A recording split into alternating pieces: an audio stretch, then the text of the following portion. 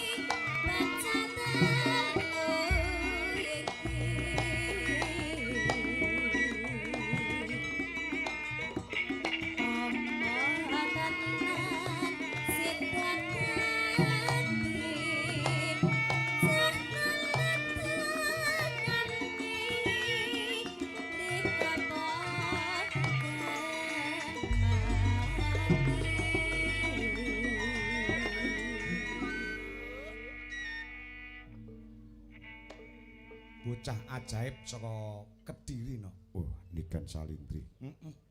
Pinter, ayu, suarane apik, ya tegane kambil ijo, bejane sok men sing duwe bojo Niken ya no. Iya. Heeh. Ning urung mikir kuwi bakune isih sekolah lan berkarir. Ya, ya ngono to no. Nggih, Pak. Nggih, jan semangate. Suarane iso cemengkling cah kok ora duwe kesel. Ki mesti sedina ping pira? 3, Pak. Poh kaya nguntil pal. Anu nguntal pil. Sedina ping 3 bakah men. Pendekar Kediri kudu renek kesel ya, Nok. Nggih, Pak. Oke, lanjut sih. Masuk. Mendah boya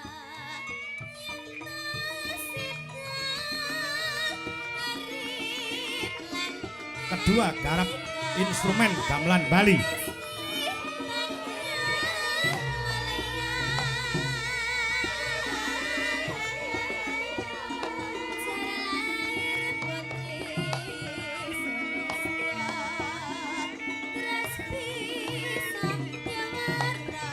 Ya.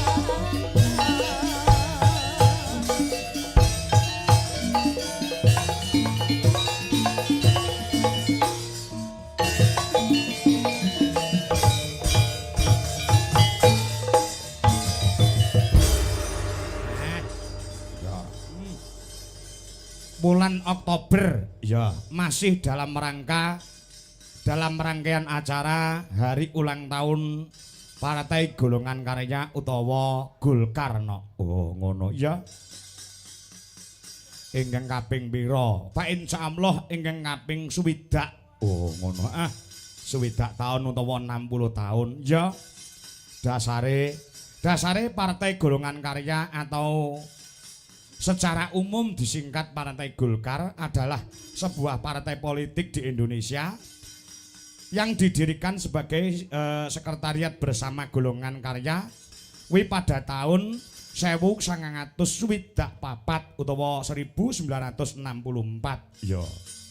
Dan berpartisipasi untuk pertama kalinya dalam pemilihan umum nasional 1971 sebagai Golkar. Oh ngono Dadi lahire Golkar kuwi taun 1964. Nek ora kleru kuwi no. Ya. Mula beberapa tempat ya mengadakan wayangan sebagai wujud kecintaannya Partai Golkar terhadap pelestarian seni budaya.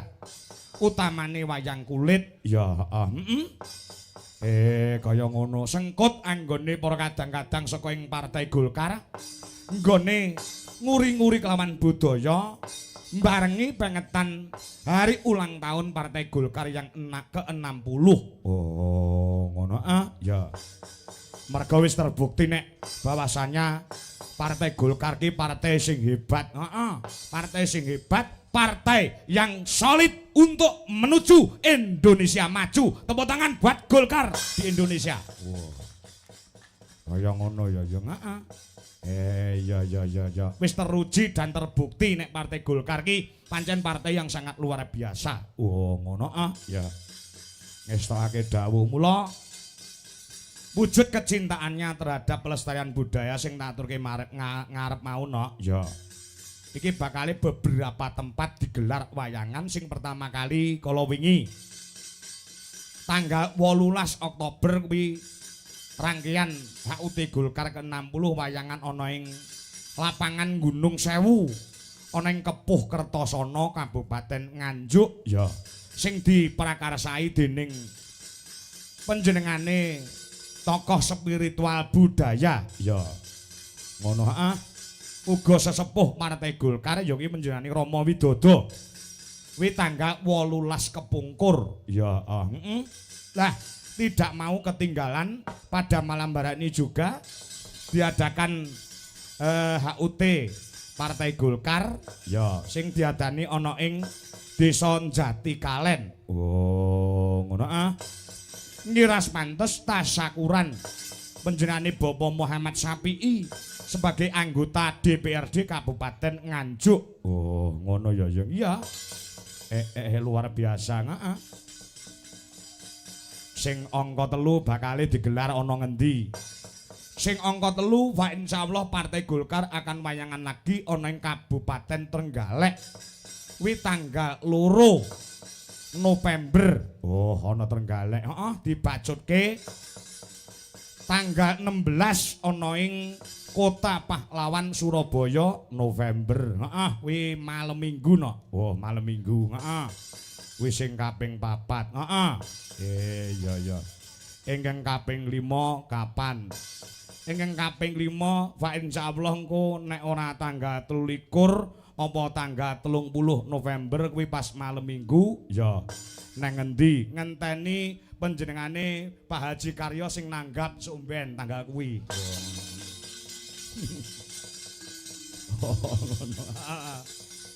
Oh iya ya kaya ngono kuwi hebat.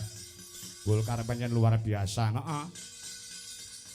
wis dingendikake karo panjenengane Bapak Muhammad Syafi'i no ya sore mau bahwasannya kene iki pecah telur. Oh ngono memecahkan rekor. Yang selama Indonesia ini berdiri ya masyarakat oning Jati Kalen sangat mengidam-ngidamkan sangat mendamba-dambakan seorang wakil rakyat utawa dewan ya panjenengane Bapak Muhammad Syafi'i kuwi wis gelut karo Partai Golkar. Ora kok gelut terus kerengan ora ning wis berkecimpung oneng Partai Golkar wis bertahun-tahun ya ning beliaunya belum mau untuk menjadi wakil rakyat utawa menjadi anggota dewan nggih. Alhamdulillah tahun 2024 ya diketuk hatine saka ing Gusti Kang Murbeng dumadi supaya nuruti kekarepaning para warga masyarakat ana ing Jatikalen. Sebenere panjenengane pamora dadi dewan kuwi uripe wis sarwa turah no. Ya ngono ya heeh. Ning bobote panggilan hati merga prinsipe panjenengane Pak Muhammad Syafi'i kuwi apik-apike wong becik-becike wong kuwi lamun tok uripe bisa piguna tumrap bebrayan agung utawa uripe bisa piguna tumrap wong akeh utawa wong pirang-pirang. Makane panjenengane Bapak Muhammad Syafi'i bersedia untuk mencalonkan sebagai dewan. Alhamdulillah kanthi tulusing ati beliaunya kepengin ngabdi oneng masyarakat Jatikalen Sumerambai Kabupaten Nganjuk. Gusti ngijabahi oneng dapil loro Kabupaten Nganjuk beliaunya mendapatkan suara yang sangat luar biasa. Wekasane wis dilantik sebagai anggota DPRD Kabupaten Nganjuk bengiki syukuran. Oh. Kaya ngono ya, heeh. Saiki Jatikalen wis pecah telur, wis eneng dewan utawa wis ana wakiling rakyat. Beliaunya siap 24 jam untuk melayani masyarakat. Fa insyaallah panjenengane anggone dadi anggota dewan ki wis ora golek bondo no. Bondone iki wis kurang apa Pak Syafi'i karo Ibu. Oh ngono, heeh. Daleme kaya ngono, usahane ya maju. Ya mung keikhlasan ati saka panjenengane Bapak Muhammad Syafi'i sing kepengin ngabdi marang masyarakat Jatikalen. Merga beliaunya mempunyai rasa handar beni tumraping Jatikalen, wekasane beliau maju lan iso kepilih dening lapisaning para kawula dasih. Oh iya. Iya kaya ngono ya, heeh. Pak insyaallah engko beliaunya dadi wakil rakyat sing bener-bener amanah nggone menyambung lidah rakyat utawa menampung aspirasi masyarakat oneng Jatikalen sehingga kedepannya Jatikalen menjadi lebih maju, lebih gondeli marang persatuan kesatuan. Pancen sing diajak kaya ngono no. Wah iya. Ngestoke dawuh kuwi pecah telur sing pisanan. Ya. Pecah telur sing kedua apa? Sing kedua wis ngene nduk, aku tak cerita ya. Aku sering cerita ning pagelaran. Aku wiwit Saba Nganjuk ya. Saba Nganjuk ki udakara taun 2012. Aku wis mlebu ning Nganjuk. Ya. Desa-desa kecamatan-kecamatan sekabupaten Nganjuk wis tak jajah wit taun 2012. Namun Jatikalen baru pertama kali ini dalang kangko sowan ana ing Jatikalen merga ditanggap dening panjenengane Pak Muhammad Syafi'i. Tepuk tangan buat beliaunya. Kaya ngono ya, Heeh. Monggo sing tak incim iki ya mung Jatikalen ki kapan lek wayangan aku. ya. Lengkong wis, Bagor Wetan, Bagor Kulon. Brebet. Ya, heeh. Tanjung Anom, Ngronggot, Luceret. Ya. Kertosana wis tak jajah kabeh. Lah, iki tumraping amake dhewe juga pecah telur. Iso ngambah ana ing Jatikalen. Ya, iya. Pecah telur yang ketiga selama saya menjadi dalang wiwit tahun 96 97 baru kali ini ditanggap wong belas ora dinyang. Oh ngono. Kaya ngono ya, heeh. Iya. Luar biasa wong piyaine kaya ngono kok. Heeh. Le grapyak le semanak karo ibu aku teko sore mau langsung bae ya. Oh ngono. Heeh, monggo Mas Kongko nggo pinarak mriku. Heeh. Ya. Ya, heeh. Matur sembah nuwun wis pokoke muga-muga awake dhewe isane njurung pandonga kedepannya Partai Golkar tetap semakin solid Kang Sarto, semakin maju dan selalu berkarya untuk rakyat, untuk masyarakat Indonesia. Amin. Ya, Yo ngaturke lelagon apa? Mars Partai Golkar. Ya, Mars Partai Golkar. Ya. Kanca-kanca Dwijo Laras Indonesia. Ya, komplit. Kabeh mangkat iki. Ya, Yogane utawa panjake nganti turah-turah. Oh, ngono. Nek lumrahe yoga dalang ki wong 18, ya. Wong 19, ya. Iki enek wong 17. Wah, ya. 17 enom kabeh ora nek sing tuwek, sebabe tuwek sithik tak pateni masalah.